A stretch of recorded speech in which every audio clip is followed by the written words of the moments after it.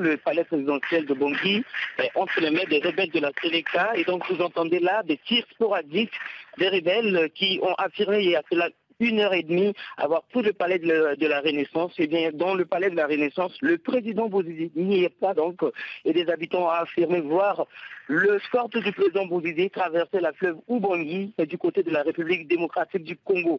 Et donc les sons que vous venez les tirs sporadiques que vous venez d'écouter tout à l'heure, c'est les leaders de la Séléka, les chefs des opérations sur le terrain ont affirmé que c'était juste pour faire chasser les pilleurs.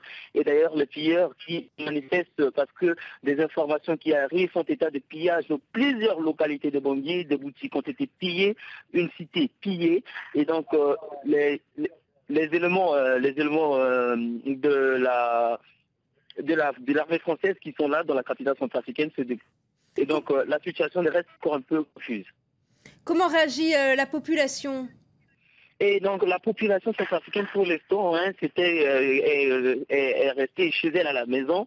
Et quelques badauds sortent au bord de la route pour voir les rebelles, mais qui ne tardent pas à rentrer à cause des tirs qui ne s'arrêtent pas depuis l'arrivée des rebelles il y a 2 heures dans la capitale centrafricaine.